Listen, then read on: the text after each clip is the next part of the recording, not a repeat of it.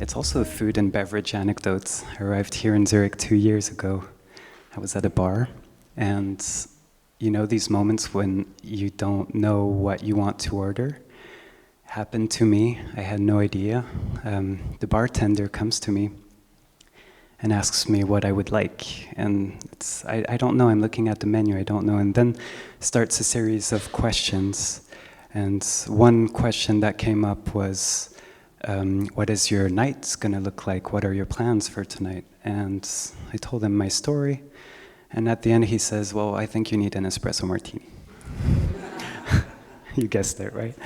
And I think this espresso martini was especially good, I think because it came with this little story, this little human connection, this little process and questions being asked.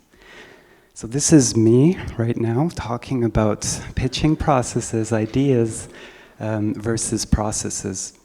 I'm very stressed, and I'm stressed also because for me it's a bit bigger than just this talk. It's also, you know, me arriving in Zurich since 2 years now. The language is kind of difficult, and it's also the company, you know, we're from Lausanne and we're trying to integrate the market here. It's going okay, but you see what I mean. This event is important for me and I'm a bit stressed.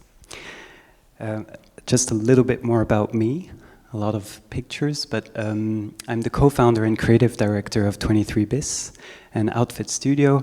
I'm also a teacher at the University of Neuchâtel, where I try to teach journalism and content creation. And if I'm not at the office, I will usually be in the nature, running or cycling around. And the subject that I have tonight came from the last Think Tanks event. In June this year in Lausanne, we had this Think Tanks event, and the theme was engaging your audience. Very interesting theme for sure, very trendy right now, and we had again fabulous guests, and these guests were kind of famous because they are community-based companies. Basically, there's a media, there's a brand that was built by the community also, and one thing that we learned throughout the conversations is that everything was built thanks to their processes that always involved their audiences. So it brought us to this kind of like key learning that I want to talk to you about tonight is maybe our creative processes becoming actually more appealing than the final result. And is it the same with pitching? So I'm embarking you in my process right now, such as Sebastian did a bit before. And because I also felt like I was a bit of an imposter tonight to talk about such a huge topic, for me, I needed to back up myself in a way. So what I did is I actually asked my audience, I asked you, most of you, I asked to 4 of my clients, I think some of them are here, 3 agencies, 2 colleagues, and 1 creative director. They might recognize themselves. And I asked them, pitching processes, what would you be interesting? You know me, what would you want to learn from me? And I embarked them into this process, and tonight I'm gonna show you what they answered. So the first interest that came out, 7 people out of 10, was how do you balance, from what I understand, how do you balance your interests versus the client's interests versus the audience interests? Very difficult question that I had to answer. So I started with the client, or we start with the client. The client comes with interests, values, a purpose, and usually comes with a topic, oceans, a project, a service, or something. And with that, of course, there is a target, an audience, usually, that also has its own interests. And you have to consider, of course, the context. Where are we in? What is the environment? And then comes also your interest as a communicant, or our interest as an agency in video production. And I think what we're trying to do to try and be responsible is to find the sweet spot between all of these. First, so usually the sweet spot moves, It's not moving. It's not going to move. No. And it moves in real life. I mean, sometimes it's more like the client is more important because it's an awareness campaign, right? And sometimes the topic is more important because, let's say, it's oceans or something like this. And sometimes you're a media brand. So if you're creating films, for example, then maybe your audience has more importance also. And I could go on. So what we're trying to do is to be honest with ourselves and trying to be honest with our clients by always being transparent on where this sweet spot is going to be. More on the left, right, top, bottom. So I want to give you one example where we think we nailed it. So it's a little case study. It's Red Bull. They came to us. We were excited. It's the media of Red Bull, and they had this secret gig. The secret gig is a secret concert in a secret location with a famous rapper. Yep. And I mean, right? It's cool. It's insane. Yeah.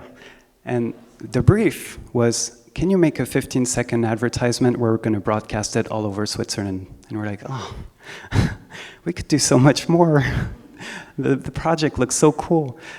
So we decided to pitch something different. What we pitched is actually a fakementary. We took the story of creating an actual concert, but we changed the actors. We took, instead of Red Bull organizing the concert, we made the rapper, Dime, organize it himself. We created a story on the story, but it's a fake one. And we staged a lot, like of course you're changing the actors, the protagonists, and we also added some few challenges. The rapper, suddenly he loses his voice.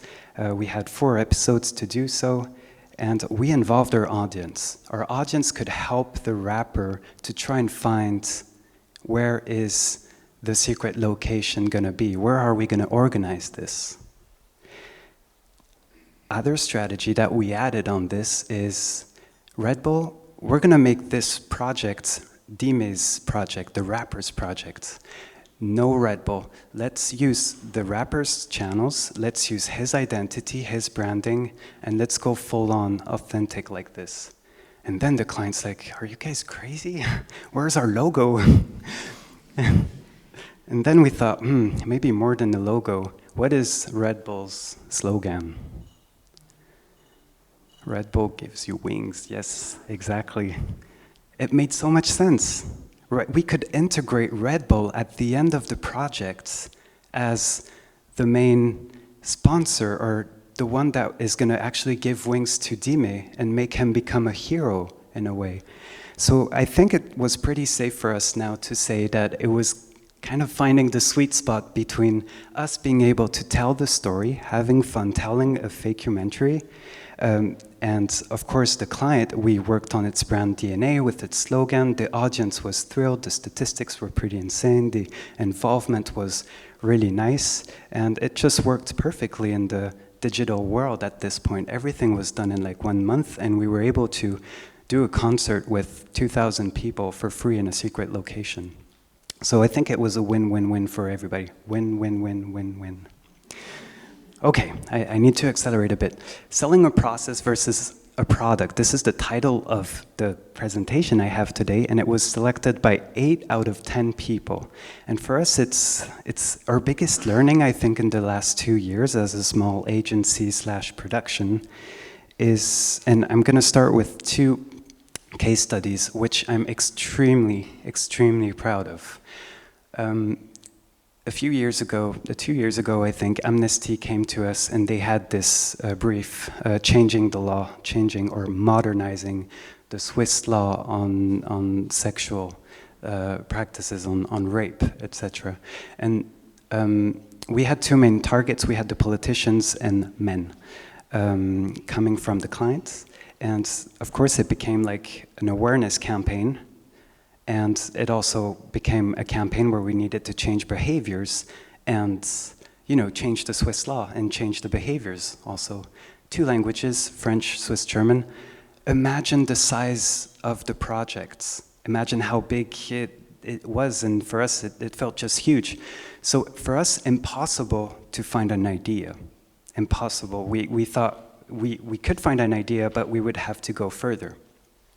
So what we did to try and stay responsible is that we proposed to Amnesty a process, a creative process involving them as experts, involving other people to co-create the campaign. On the other side, I have this project for SRF, a YouTube show for Gen Z. SRF is 101 years old, and we need to talk to Gen Z. I'm 32 years old. I think the company average age is 30 years old also. So how can we talk to Gen Z? How do we do it? For us, it wasn't our role, or it wasn't the role of the channel to come up with the ideas.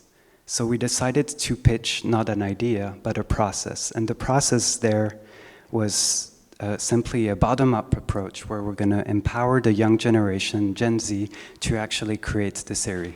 So both of these projects are online. You can check them out. It was a talk show for Amnesty, and SRF is in progress. And for us, it shows how we can get out of this traditional world of giving ideas and maybe using, showing processes. The processes that I'm talking about, there's the double diamond process. I'm not going to go into details. The workshops, you all know them. Campaign canvases. All of these you can really find on internet, so I really don't want to go more into deep. Working on your client with the golden circles, empathy map for your audience, and many more tools that we're going to use to assess a campaign and try and nail it, basically. So again, this for us really helps us tackle big projects with big responsibilities, coming with a process rather than an idea. We still come with ideas, sometimes we have to. The last one that was selected by you guys was our trends, or the trends and the stakes that we currently see. So I dove deep inside what we try to do today, how we listen to our audience, etc. And what we realized, and maybe you realize it through this presentation and through what Sébastien also brought, is that the process becomes the story. Maybe you've also noticed that within our show reel, we're actually, the process of creating the show reel, or the process of Patagonia, this quest of actually trying to save the planet, we're embarking our audience in it within our own process. So we believe more and more like communication today is involving your audience inside the process. And we also believe that the process should be incarnated more and more, especially now. AI is coming, everything is coming a bit generic and stuff. So I think the human value is really rising more and more. So incarnating with real people, your own process, your own quest, such as maybe I'm doing right now, is, I think, is going to win value within the next years, and even now. And also, these are like fancy keywords, but I think they're extremely important too. Authenticity, transparency, vulnerability. It's also what I did right now. And it's also what Sébastien did before. I came up with like my fears, my vulnerabilities. I came up with my quests, so I was transparent. I'm trying to be myself right now. And I think this is how you really get some connections with your audience.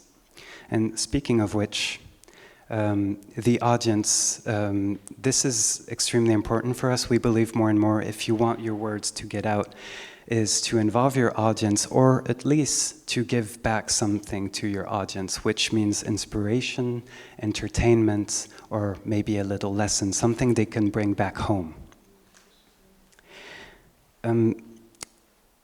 I have a little example. It's a very original example because I have all these fancy trends that I kind of showed you, and I want to show you how we implemented this in one of our most conservative clients.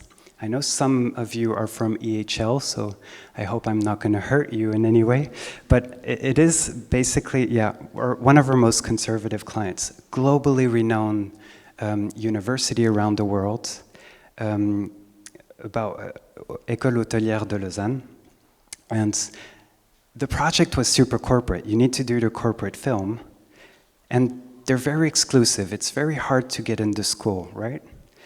One of their main values is excellency. So I felt like, oh, there's like everything that is absolutely not vulnerable, accessible, everything seems so perfect. So I decided to pitch something that I really believed in was, who are you really? What is behind this facade? I want to go and dig deep. What are your fears, your vulnerabilities? So this is what I pitched to them. Who are you really? And I told them, we're going to do a film, and it's going to be unscripted. I'm going to ask 4 people from EHL, and I'm going to ask them all the questions about what is EHL to get this real feeling and quest of authenticity, what really is EHL. So I just have a few snippets that I put together. Like a movie, you know. Is that okay like that? Who are we really? Take one. How can we change the industry? This is your movie. That's exactly the sensation of making you do things. Did you prepare yourself for this interview? No? Honestly, I didn't prepare at all. No.